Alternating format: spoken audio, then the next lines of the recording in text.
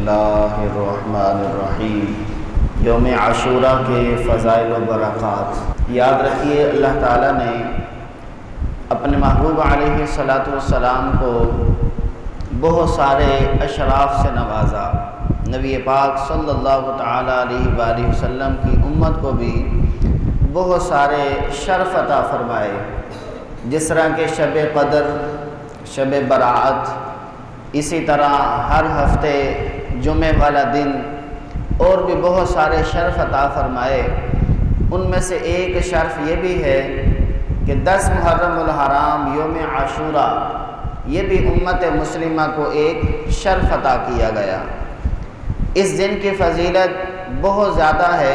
نبی پاک صلی اللہ تعالیٰ علیہ وآلہ وسلم کے ظاہری دور سے قبل بھی لوگ اس مہینے کا ادب کیا کرتے تھے، حتیٰ کہ یہودی اس دن کے اندر روزہ رکھا کرتے تھے۔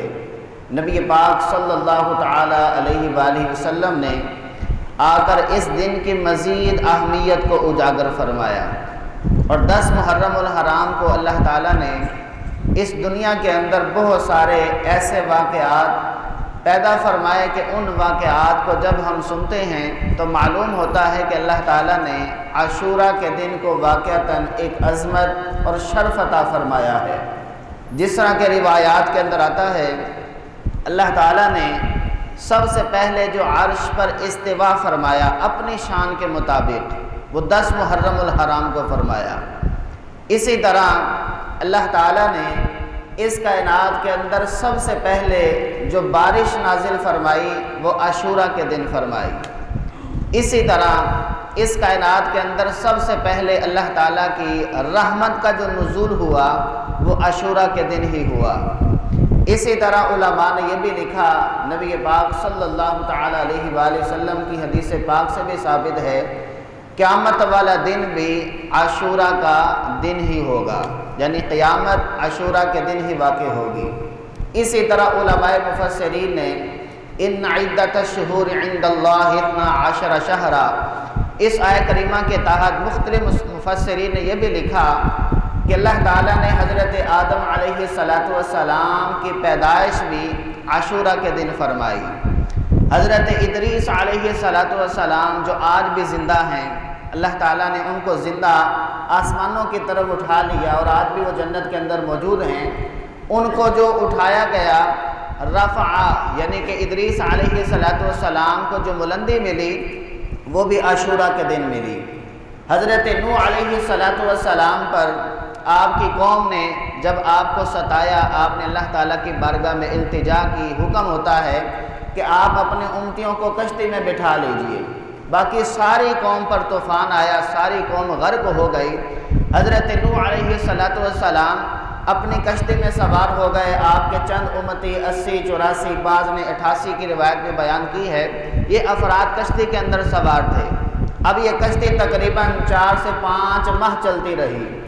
عاشورہ کے دن ہی اللہ تعالیٰ نے اس کشتی کو جودی پہاڑ پر آ کے ٹھہرا دیا، اور حضرت نوح علیہ السلام اور آپ کے امتیوں کو آج کے دن، یعنی کہ عاشورہ کا جو دن ہے، اسی دن ہی ان کو فتح حاصل ہوتی ہے۔ اسی طرح اللہ تعالیٰ نے حضرت ابراہیم علیہ السلام کو بھی عاشورہ کے دن ہی پیدا فرمایا۔ حضرت ابراہیم علیہ السلام کو نار نمرود سے جو نجات ملی وہ بھی عاشورہ کا دن ہی تھا۔ اسی طرح حضرت موسیٰ علیہ السلام کو جو سمندر کے اندر 12 راستے بنائے گئے، آپ وہاں سے دریا کو کراس کر گئے، اور فرعون اور فرعونی سارے غرق ہوئے، وہ عاشورہ کا ہی دن تھا۔ حضرت عیسیٰ علیہ السلام کو زندہ آسمانوں کی طرف اٹھایا گیا، یہ دن بھی عاشورہ کا دن تھا۔ حضرت یونس علیہ السلام کو مچھلی کے پیٹ سے نجات ملتی ہے، وہ دن بھی عاشورہ کا دن تھا۔ حضرت یوسف علیہ السلام کو قید سے رہائی ملتی ہے، وہ دن بھی عاشورہ کا دن تھا۔ حضرت یوسف علیہ السلام کو جب کنویں سے نکالا گیا، وہ دن بھی عاشورہ کا دن تھا۔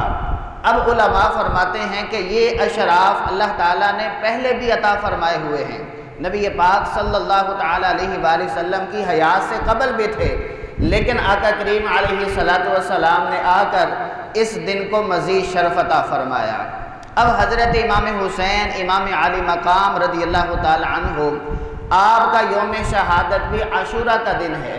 حالانکہ آپ کی شہادت شعبان میں بھی ہو سکتی تھی، کیونکہ حضرت امیر معاویہ رضی اللہ تعالی عنہ کا وصال تو رجب میں ہو گیا، معاملات تو اسی وقت ہی بگڑنا شروع ہو چکے تھے، لیکن انتظار ہوتا رہا۔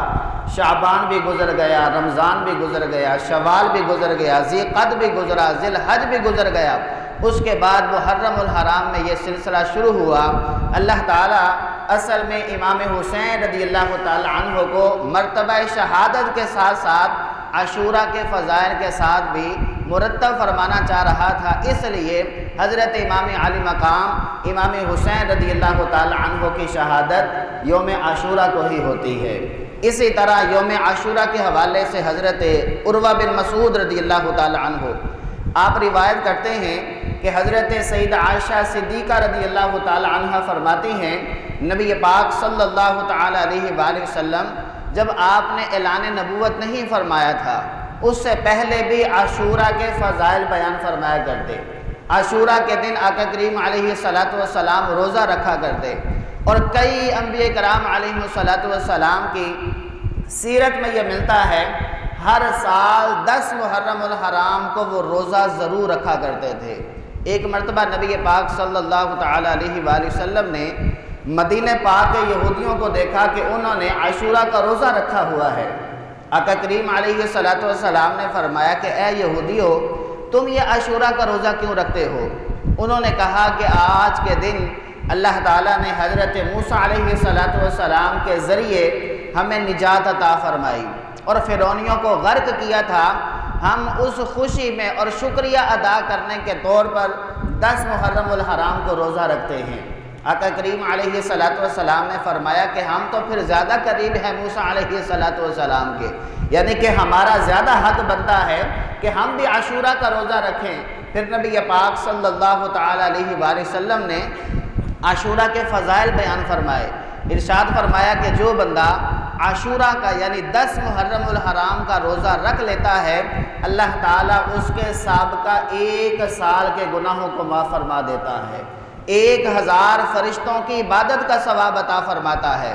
پھر آقا کریم علیہ السلام نے یہ بھی ارشاد فرمایا کہ عاشورہ کا روزہ رکھنے کی برکت سے اللہ تعالیٰ 1000 شہیدوں کا بھی ثواب عطا فرماتا ہے۔ تو کل کا جو دن آنے والا ہے یہ عاشورہ کا دن ہے۔ ان روایات کو سن کر ہمیں یہ نیت کرنی ہے کہ عاشورہ کا روزہ ہم لازمی طور پر رکھیں۔ یہاں پر فقہاء نے ایک مسئلہ بیان کیا ہے کہ اکیلا عاشورہ کا روزہ نہ رکھا جائے، یا تو اس کے ساتھ 9 محرم الحرام کا روزہ ملا لیا جائے، یا پھر 11 محرم الحرام کا ساتھ میں ملا لیا جائے، تاکہ یہودیوں کے ساتھ مخالفت ہو جائے۔ آج بھی یہودی روزہ رکھتے ہیں 10 محرم الحرام کو، لیکن ہمیں ان کی مخالفت کرنی ہے نبی پاک صلی اللہ تعالی علیہ وآلہ وسلم کے فرمان پر عمل کرتے ہوئے، تو یہ سارے فضائل ہمیں عاشورہ کے حاصل ہو سکتے ہیں۔ اسی طرح عاشورہ کے حوالے سے نبی پاک صلی اللہ تعالی علیہ وآلہ وسلم کی روایات سے ثابت ہے، جو بندہ عاشورہ کے دن صدقہ و خیرات کثرت سے کرتا ہے، اپنے گھر والوں پر رزق کے اندر وسعت کرتا ہے، اللہ تعالیٰ سارا سال اس کے رزق کے اندر برکت عطا فرماتا ہے۔ اور حضرت سفیان ثوری رضی اللہ تعالی عنہ فرماتے ہیں کہ میں نے اس کا بارہا تجربہ کیا کہ 10 محرم الحرام کو جب ہم اپنے گھر کے اندر رزق کے اندر وسعت کرتے ہیں، واقعتاً پورا سال رزق کے اندر برکت ہی برکت رہتی ہے۔ اب اس کا یہ مفہوم نہیں ہے کہ آپ 100 بندے کو بلائیں، آپ 1000 بندے کو اکٹھا کریں، آپ 20 بندوں کو اکٹھا کریں، یہ مراد نہیں ہے۔ مراد یہ ہے کہ آپ اپنے گھر کے اندر کھانا جہاں پہلے 1 ڈش بنتی ہے، آپ 10 محرم کو 2 ڈشیں بنا لیں۔ باہر آپ چاہے کسی کو تقسیم نہ کریں، لیکن اپنے گھر کے اندر اپنے بچوں کے اندر کھانے کے اندر اتنی وسعت کریں جو عام دنوں سے زیادہ ہو، تو گویا کہ یہ رزق کے اندر وسعت ہو گئی، رزق کے اندر فراخی ہو گئی۔ جب آپ یہ عمل کریں گے اور نیت کریں گے، حضرت امام حسین رضی اللہ تعالی عنہ کے سال ثواب کی نیت کریں گے، تو اللہ تعالیٰ اس رزق کے اندر بھی برکت عطا فرمائے گا اور سارا سال بھی رزق ختم نہیں ہوگا۔ اور جو صاحب استطاعت افراد ہیں، ان کو چاہیے کہ اس دن زیادہ لنگر پکا کے لوگوں کے اندر تقسیم کریں، غرباء کا خیال کریں کہ اس دن صدقہ و خیرات کرنا بھی باعث مستحسن ہے کہ جب بندہ گھر کے اندر کھانا پکا لے تو سارا سال وسعت ہو رہی ہے، اگر اسی دن 10 محرم الحرام کو کسی غریب کی مدد کر دی جائے اور اس کی مالی طور پر اس کا تعاون کر دیا جائے، کسی بیوہ کا خیال رکھا جائے، کسی یتیم کے سر پہ ہاتھ پھیر دیا جائے، تو اس سے یہ قوی امید کی جا سکتی ہے کہ اللہ تعالیٰ اس کے مال کے اندر، اس کے رزق کے اندر مزید برکت عطا فرمائے گا۔ اسی طرح 10 محرم الحرام کو جو مستحسن کام ہیں، ان کاموں میں سے ایک کام تو روزہ رکھنا ہوا، دوسرا کام صدقہ و خیرات کرنا، تیسرا کام نوافل کے اندر کثرت کرنا، چوتھا کام اس دن غسل کرنا۔ بعض علماء نے یہ بھی لکھا ہے 10 محرم الحرام کو سارے پانیوں کے اندر آب زمزم شریف کا پانی شامل کر دیا جاتا ہے۔ روحانی طور پر جب بندہ غسل کرتا ہے عاشورہ کے دن، اللہ تعالیٰ اس کو بیماریوں سے محفوظ رکھتا ہے، سارا سال وہ محفوظ رہتا ہے آفات اور بلیات سے۔ اسی طرح 10 محرم الحرام کو عاشورہ کے دن جو بندہ سرما لگا لیتا ہے، سارا سال اس کی آنکھیں بیماریوں سے محفوظ رہتی ہیں۔ اللہ تعالی ہمیں عاشورہ کے فضائل سمجھ کر ان کے مطابق عاشورہ کا دن گزارنے کی توفیق عطا فرمائے، اور اس دن کے برکات ہم سب کو نصیب فرمائے۔